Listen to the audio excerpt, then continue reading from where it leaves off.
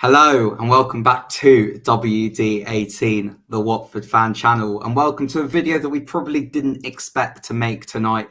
Some huge breaking news tonight coming out that Emmanuel Dennis could be returning to Watford after about 18 months or so since leaving the club when Watford were in the Championship. No Jacob today, so he's stuck with me presenting. I'm absolutely delighted, but I'm joined by Mr. Zazara. Charlie, how was your Monday?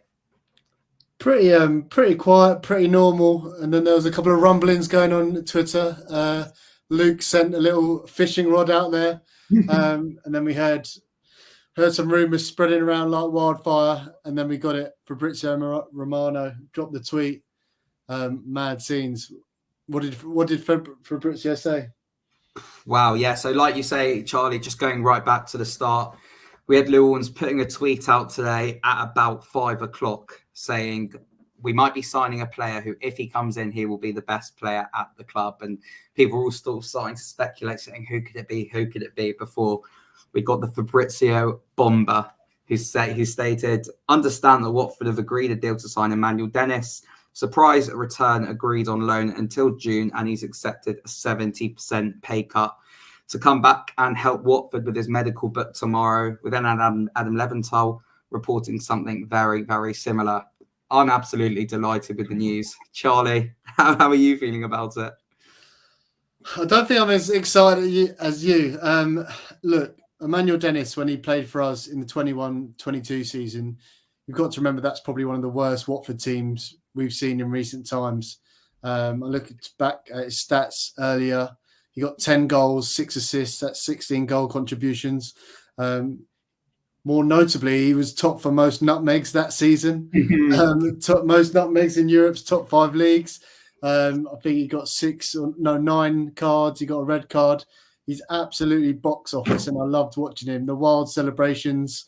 We saw the flip against Norwich. We saw Everton away. And he was just a really exciting player. Loved watching him. There's something in me, and I don't know if it's about in football, but I kind of always think never go back. You've seen Quique Sanchez-Flores, and yeah, there's rumours he might have bad kind of attitude around the training, and he wanted to leave and stuff. But something Jacob said kind of really stood out to me. And one, if Val wants him, then he's good enough for us because Val would have signed this off. You would have think. And yeah, I just think it's quite a low risk. Like we're not going to get relegated. It's not like we're desperate for promotion. We're going along nicely. So if it doesn't work out, well, we're going to finish mid-table. So all in all, yeah, I'm excited. There's just something in me that's a bit like, I don't know if you should go back, but it's low risk. How are you feeling?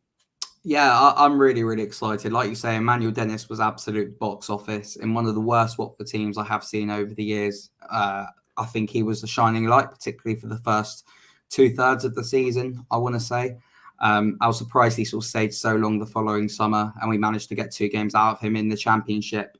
But I always thought that something in me always thought that he would come back. Ever since he's gone, there's always been these rumblings that he could come back, I think, going around on social media. And finally, he has come back. And I do see what you mean with sort of never going back. But Ben Thornhill has said interesting parallels with Vydra coming back for a second stint last time we went up.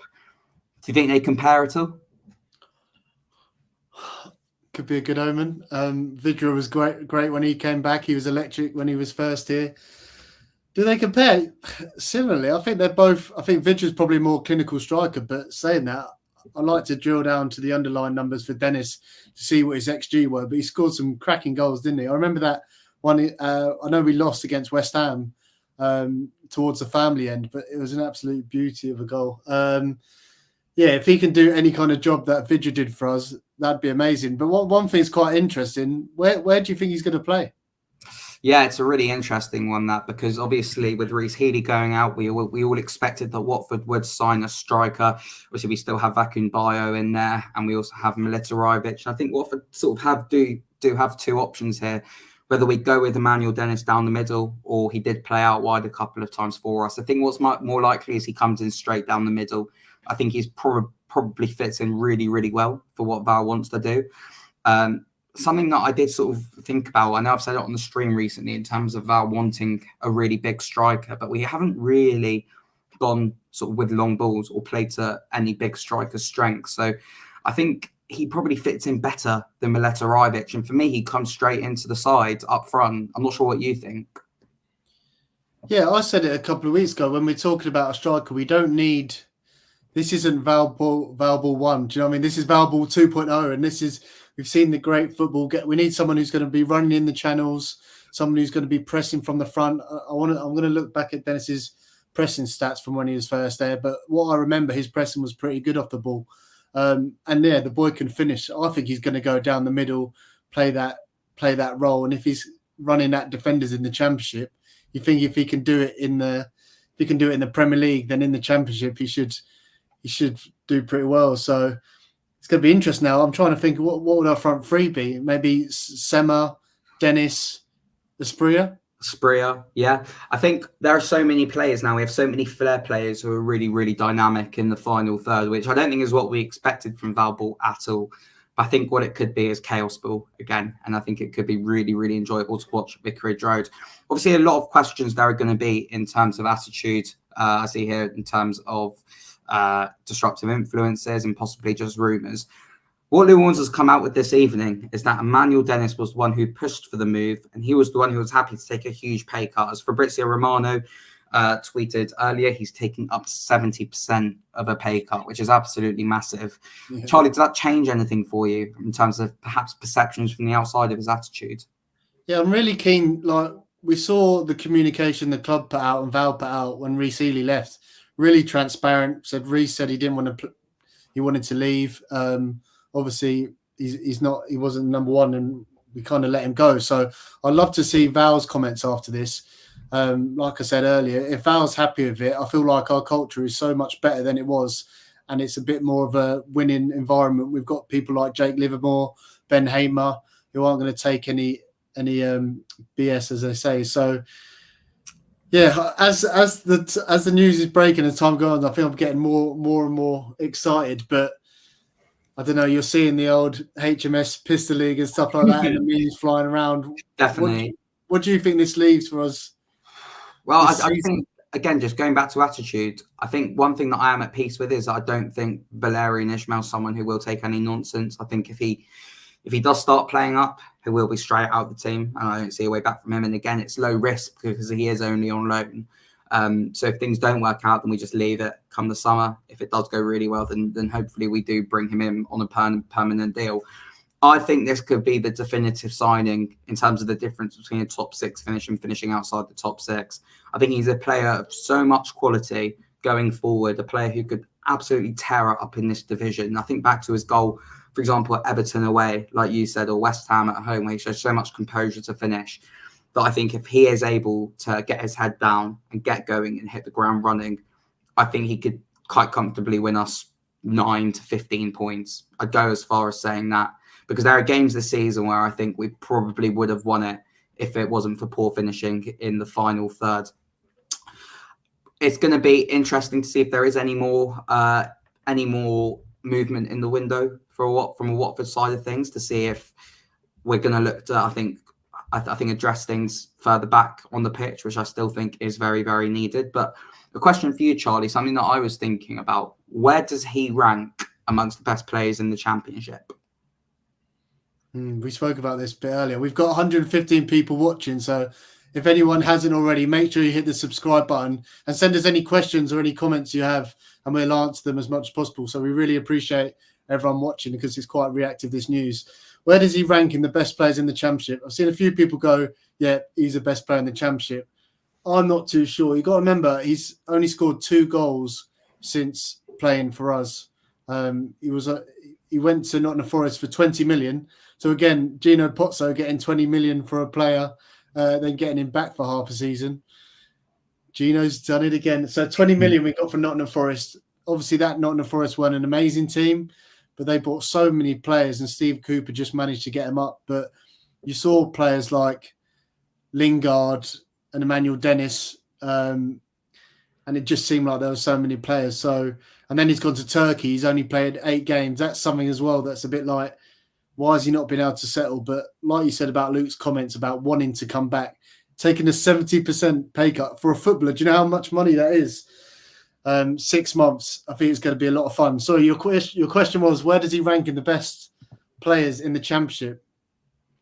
I don't know. It's a strong league this year. You got Kieran Dewsbury-Hall, Jorginho Rutter, players like that.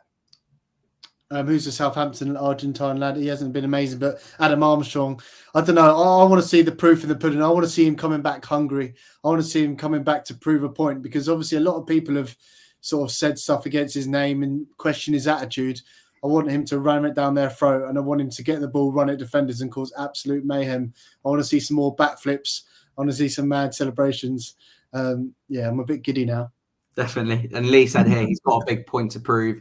I think not just to Watford fans, but in terms of his career, because like you say, I do think since he left Watford, he has lost his way a bit. But look, he's coming back to a place where he is incredibly loved. I don't think it will take a lot to get Watford fans back on side, to be honest with you. And I think he could be absolutely fantastic. As Jacob says here, we got 100 people on the stream, 140 as I look, which is amazing for a quick turnaround. So get those likes in, please. Where next then for Watford in the transfer window? Is that business done, or do you still think we need something else? I think there's going to be a bit more. I think Val said, and we've said quite a lot, that it's going to be kind of one in, one out. Got to remember Imran Loser left. Obviously, Dennis's old teammate. He was signed when Dennis was signed. So he left earlier on. We saw Reece Healy. I think the Reece Healy Dennis will be a straight replacement. Do you reckon that's an upgrade? 100%, yeah. You have to think about it. You're like, ooh. Why do I think about that? Definitely. I think Val keeps talking about a left-sided centre half. We were linked to the Croatian lad Tivic earlier on. I still think central midfielder with Jake Livermore. I even thought against Bristol City he didn't have his strongest game. But it's hard to tell with Watford. Like, this news has literally come out of the blue. Normally we get leaked a bit more stuff, so I'm not too sure. But one thing I think is certain, that it's going to be really clear what Gino Pozzo's ambitions are, because this is quite. I know he's kind of, he hasn't put down a fee, and it's a 70%. He's taken 70% pay cut, but getting your Emmanuel Dennis is quite a big move for Gino Pozzo. Obviously low risk, like we've just discussed, but is he going to think, yeah, we've got a good team here, shall we go for the playoffs? Can he bring in one or two more solid players who Val are going to be able to work his magic on? I reckon we might get one or two more in. What have we got? Another week and a bit left of the window? What do you think? Yeah, we've got about, I think it's about 8 or 9 days left of the transfer window. For me, the priority is still seeing someone here saying, let's get João Pedro on loan. I mean, I would say get the band back together, but I don't want that squad back together from 21 to Musa Sissoko? Good Lord. I mean, he's someone who I have said I could see coming back to Watford. There have been rumours in the past. I think, which manager was it who tried to get him? Was it Bilic? I think tried last to get season. him. Yeah, wow. I think Kuka? Chucho Hernandez? Get the boys back. We need a left-sided centre-back. For me, the priority is a right-back still over the next 9 or 10 days, however long it is, just because we've spoken about it a lot. I think we're slightly light there with just Ryan Andrews down. We want to manage his minutes. We want to manage his workload. And if he gets injured, I know you can say that about any position, we are in a bit of trouble in the right-back spot, I think. So for me, it is a case of bringing in a right-back. Last question for you, Charlie, then. Does he come straight in against Southampton at the weekend? That's one thing. He hasn't played a lot of football. Even when I looked on Transfer Market, it was put up that he was injured. I wouldn't be surprised if he was on the bench and maybe came on. And then we've got Cardiff, haven't we? Homecoming. Obviously, we're at home Vicarage Road, but I think that Cardiff game could be... Is Sheffield Wednesday away first? Oh, is it first? Yeah, I think it's a week on Wednesday. So. Oh, yeah, that's at the end of the month, the 31st. Are you going? Well, the Brummy Orns are looking at how we're going to get there, but good chance that we are going, yes. Good stuff. And you'll be there as well, won't you, Charlie? I'll be there. Charlotte's just said, is he cup-tied? I don't think he's cup-tied. He wouldn't have played for Nottingham Forest because he's been on loan in Turkey, so he should be available. But it's going to be interesting to see what Val says afterwards and any news on that. Sam, one last one from me. Where when was the last time you were this excited about a transfer? Wow, a transfer on the whole, that's a difficult one. I think back to January signings, and the last time I was this excited about signing it in January was Gerard Deulofeu back in, must have been 2017 or 2018 now. I can't remember exactly. Wow, in terms of a recent signing, it's difficult. I could lie and just say Jake Livermore because, as everyone knows, I was ecstatic when we brought him in. Wow, yeah, it is a really difficult question. Now, what about you? I was really excited about Ismail Assar. That was a bit of a saga. It rumbled on for a while. I think there was news, it's not going to happen. And then we got a Leventhal bomber. But yeah, what Jacobs left a good comment. Just read Andrew French's piece from the summer. Val turned down the chance to sign Dennis. Wonder what's changed. What do you reckon, Sammy? Might have been the 70% pay cut. Good chance it was that. I think that's also because it's not just the money that makes him more affordable. I think the fact he's willing to take that pay cut signals that he really does want to come back. Maybe there's an element that I don't want to say that Watford, he's only coming back because he's desperate, but he does need to get his career back on track. And I think we're probably the perfect place for him to do that, a place where he's loved in the Championship, where he'll be able to score goals. I think that's probably has what swayed it for him. Do you have any problem with, obviously he's a Moji client. There's rumours that Gino was with Moji the other week. Does that bother you at all? You're smiling. I think what we've seen with the Moji clients is that it sort of depends on who it is. I know it's sort of pick and choose, and I know there's a whole legal thing behind it, which we won't go into now, but we've seen Emmanuel Dennis was one of the rare few good ones. So client agent aside, I'm very, very happy with it. But again, I wouldn't be too hung up on the Moji buyout links because of the previous signings that we've had under him as well. Does it bother you at all? I've just learned to live with it now. It is what it is. It's not ideal, but as long as Gino's in charge, I think that's always going to exist, and we just got to deal with it. We saw Gino in the summer, who was quite bullish about how he is. Look, this is Watford under the Pozzos. It's never boring. It might not be as we all ideal, but for me, this has given me a bit of a spring in my step, and not like bit of a buzz now going into the next few games to think, can we actually do it? So just enjoy the ride. We've obviously heard about the takeover talks, which we've done a video of Adam on. Make sure you check that video out. What football's all about, enjoying it. I know I always harp on about this, but we're gonna go to next game buzzing to see Emmanuel Dennis. Have you got a song to sing us out? Oh no, I can't bring out the singing voice now. I'll tell you what, if this video does get, how many likes are we on at the moment? Hard to tell. If this video gets 150 likes, I will start off the next stream with my best rendition of the Emmanuel Dennis song. Last question for you, Charlie. Quick answer. How many goals is he scoring between now and the end of the season?